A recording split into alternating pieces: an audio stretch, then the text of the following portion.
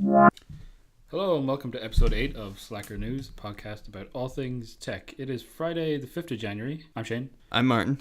And we just finished some exams and we decided the best way to celebrate doing really poorly in them is talk about tech. It's been a while. And how we're not going to get a job. Oh my god. Yeah, we recorded a podcast before Christmas, but then it came out literally bit crushed and it sounded like... I think I recorded it on my laptop microphone instead of our actual microphone because I'm an idiot. Are we definitely using the right one now? Maybe. I think. If you're hearing this.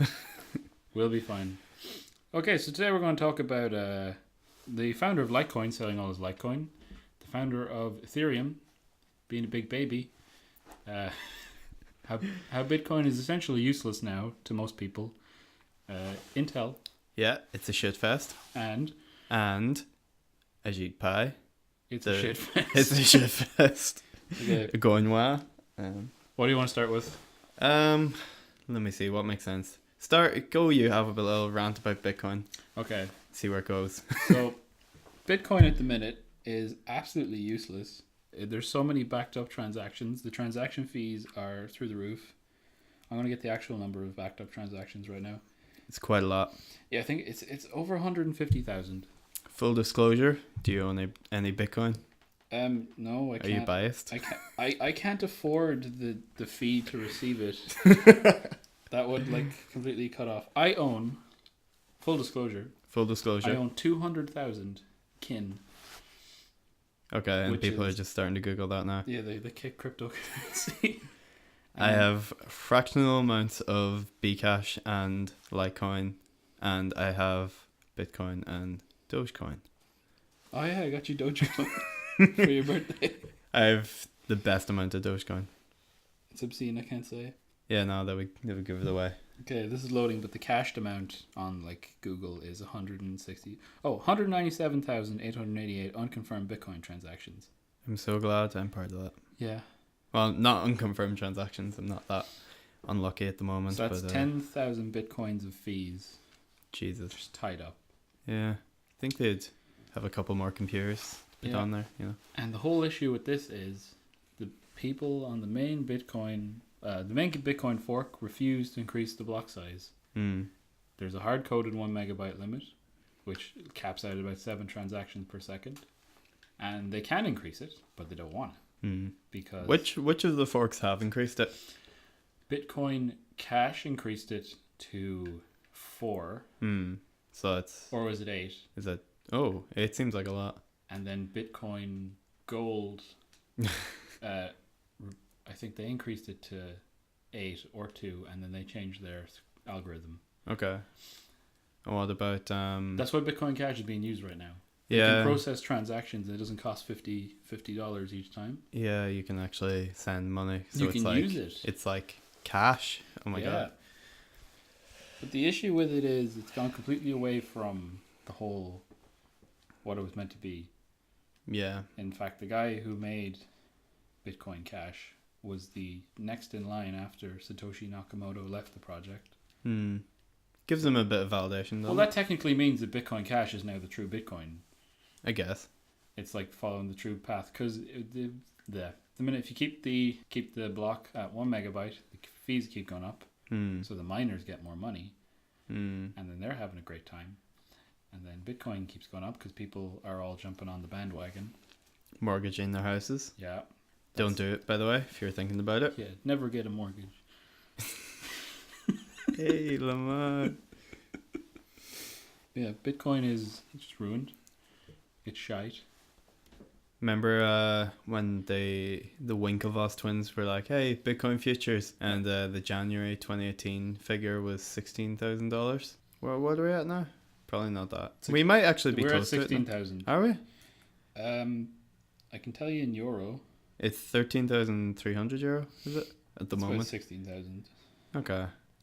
That's up since a couple of days ago though. Okay, Bitcoin, $16,340.70. Okay, but that's gone up recently in the past couple of days. Yeah, I think if you swipe over to the side. 24 hours, 7 days. So 7 days. It was steady enough for the past 3 days, and then it went up. But yeah, it's out of our hands. It's for the big boys now. Yeah. It's not play money anymore. It's not the every man's currency. No, it's the Winklevi. They got so much. Yeah. Well, fair play then. Another interesting fact: the guy who made Ripple, Hmm. because he's technically holding on to about a third of it. Yesterday, he passed out the net worth of Mark Zuckerberg. Just briefly. Yeah, that's. And if he tried to Insane. liquidate that, he would he'd ruin his own economy, making himself worth nothing again. So it's like an interesting way to go about things. It's a commentary on life. Yeah. And then in Litecoin, the guy who made Litecoin, Charlie Lee, the best name ever. Satoshi Light. Yeah. He sold all his Litecoin. So now he's working just for fun, which means he's not going to get up early. He's not going to stay late. He's not going to sacrifice his home life. He might actually have a home life. He donated a couple of million to the development of Litecoin. Oh, yeah, sure. Which is just paying himself, I guess. Yeah, exactly. As the head of the Litecoin Foundation. But yeah, like there was Vitalik ages ago sold a quarter of what he was holding on to. I think he needed that, though. Yeah, he probably did. For like funding. Life, food, soup. That was when Ethereum was worth 10. And then now it's worth, I think it hit $1,000. $1,000, exactly. Yeah. And by exactly, I mean $1,008.39. Exactly. Yeah. Spot on. Yeah. Oh, yeah. It's. So Charlie Lee, he said he's going to keep developing Litecoin. It's his baby. Yeah. But he says he's more focused. Like, he's like, market cap. What does that even mean? I'm not an economist. I just want people to be trading loads of it, which means they're actually using it. I'm not an economist, but use the currency that I make. Exactly. It's like, okay, if people use it, the price will go up, and as long as people use it, the price will go up. And he just kept saying that over and over again, and someone had to wheel him out of the room. Then it worked. Yeah. He can pay people to wheel him out of the room because he sold all his Litecoin. I have more Litecoin than he does now on that hard drive that I had at work that died. Listen, if you don't have your private keys, you don't have anything. I do. They're on my hard drive. That doesn't work. No, the PC died. The hard drive didn't. All die. right, okay. Well, you gave me €3 worth? €3 when it was at 30 something. It was like it had gone down. Oh, it was like 28. 28. So say 30 just for ease so that's actual maths. Money now. It's like 30 €30. euro. Yeah. At the time, I was like, oh, fucking €2. It's fine. I'll just give him €2. And I'm like, 30. I can't give him that. So much money. It's weird. Weird times. It's like that's my entire net worth now, plus my 200,000 kin. Yeah, is that been doing much? Have they been doing much with it? I don't know if they've implemented it at all. I doubt they have at this point. Can't buy you pizzas. So but it has gone up. Have you invested in any ICOs in 2018? Technically, kin. I guess that is, yeah. I got in after the bandwagon. It's currently the Did lowest you made that value investment in 2018? Let's see. Yeah, I had Ethereum just before it went up. And just before it went up, I traded all into IOTA. And then Ethereum tripled, and I was raging.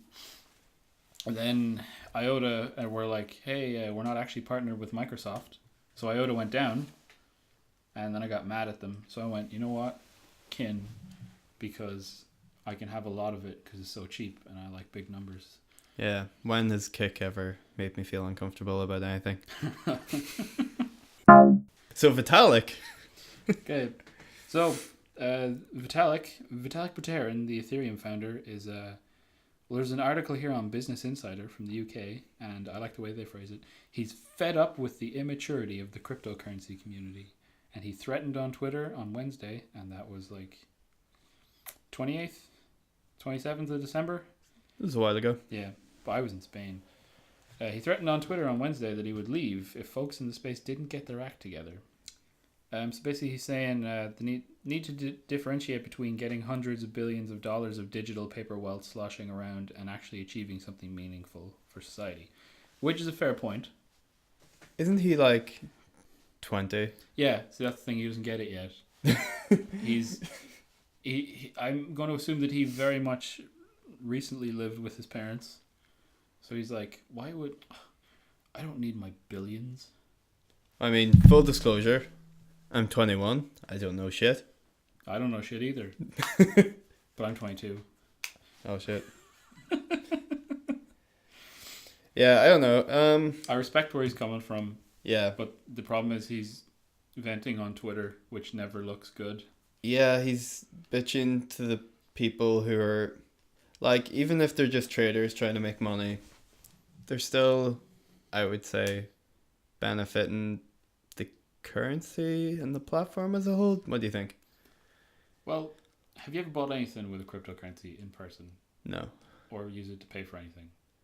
Have I used it Or to pay have you for just anything? traded them back and forth? I've been tempted to use it to pay for some, but that was just when the Bitcoin fees started getting mental. Like I was You literally were attempting to. You're tempted to buy a coffee, but it would cost you about €20 at the time. yeah, that was like when the fee madness started. I was literally gonna buy Bitcoin just to have that interaction. Yeah. Not doable now. At all. At all. Which brings back to my previous point. Yeah. So no, I haven't. That's the issue. But you can buy stuff online.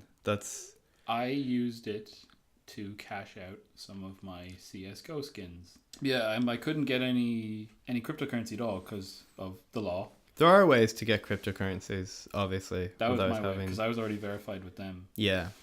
So other ways are visiting like Bitcoin ATMs or finding a site where you can meet up with people in person. I love the idea of cryptocurrency ATMs.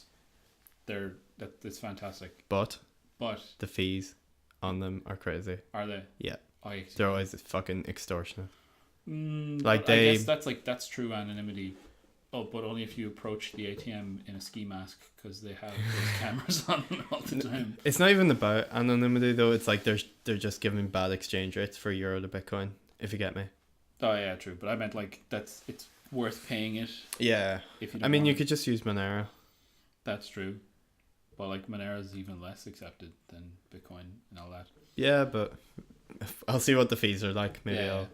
It's kind of hard to integrate though, as someone who's trying to integrate cryptocurrencies.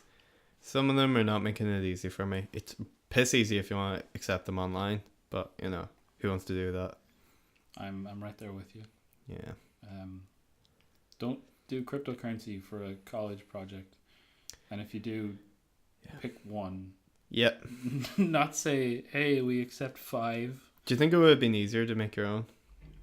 Well, yeah, because you just fork Bitcoin, you change a number, and then you do a big thesis. Or just make a Ethereum token. Yeah, I ended up doing an Angular app, which is just I wanted to do some software stuff. I ended up doing web development, and then you ended up doing like slightly hardware, slightly software. Yeah. I was like, oh, I'm a bit too much of a web developer, so I'm gonna do some software stuff and get a solder thing and get a breadboard, and I'm a fucking idiot. I got some fucking jumper cables while I was in China. We're fairly going the wrong direction with our software projects. Yeah. Well, I mean, what can you do? I don't know. We've stuff to show though, so. Yeah. The whole thing is, the more people trade it, the more the value goes up. The more people talk about it, but no one's accepting it as payment. It's literally a holder. It's just like a middleman for other currencies. But I don't think Ethereum is actually meant to be like, I give you 20 Ethereum for this good and service. No, Ethereum's for smart contracts. Yeah. So like as a currency kind of thing, it's not really that. You know, it's not up there with the rest of them. It's not meant to be used as... In general, they're not being used. Yeah, they're not being used for that anyways, but Ethereum wasn't like initially meant to be that. I think he means like you know, the applications building it or decentralizing the internet, that kind of noble task. I understand where he's coming from, but he's being a big baby on Twitter. Maybe he should just articulate his words more and do a meaningful blog post as opposed to a tweet. Because when you do a tweet, everyone's just like I'm doing to him right now. I said he was complaining. Even though you have twice as many characters, sometimes you just you still need a medium post or something. Exactly. So quick, even at the end of that, I went to a cryptocurrency talk, and the guy there was displaying a graph of everywhere that accepts Bitcoin in Ireland. It was 20 places. Yeah. I would have to go 3 hours to use it. Yeah. There's a Some of them actually, I went through that. I think what's that website called? Is it CoinMap? I'm pretty sure it's called CoinMap or something similar. If you look up where Yeah. accepting Bitcoin in Ireland, it'll just come up. So this is it's like an open street map that has places plotted that accept Bitcoin, and there's like a B&B, which I looked up. Oh, that's good. There's no mention of Bitcoin on the website. There's like some like farmhouse B&B, no mention of Bitcoin on the website. There's a Bitcoin ATM or two, and there's like a business that operates like it's a Bitcoin business. There's like one street in Dublin that has like 3 of these, but I don't know actually how involved they are now, because some of the stuff is a bit outdated, and the other websites didn't even mention cryptocurrency. Like even some of the big players have just stopped accepting it. Like even online, people like Steam aren't accepting it anymore. It's just so because of the fluctuation, so it's impossible to actually use it. yeah, and the fees, I'm sure as well. People are paying for shit on Steam, and it's not going through because they gave whatever recommended transaction, it wasn't enough for the network. Blah blah blah. But yeah, I don't know. Weird times. Maybe it's meant to just stay internet currency. Maybe it's not gonna transcend that barrier. Like once I can take my phone and then boop it to yours. Yeah. Like you can do that, but Yeah. it needs to be more like user friendly. Should we start sending each other cryptocurrency if we owe each other money? No, because the hassle of getting it. Oh yeah, it is a bit of a hassle. Like once it's. But you can just pay me to get it. If everyone had cryptocurrency, then it wouldn't be an issue. But it's you have to go get it to use it is the whole thing. Yeah. Like it's like going. But I mean, it's like a foreign exchange. It's a different currency, and then they give you fucking baht, and. Okay, you're gonna have to explain yourself. So I was going to China. China has red money with Mao Zedong on it, and it's called yuan. I think I don't know how it's pronounced. I think it's pronounced yuan, but according to some pronunciation guide, it was yuan. I don't know. The people over there were saying fucking yen and everything, so it doesn't really matter. So I went to the bank. They gave me some red money with some people's faces on it.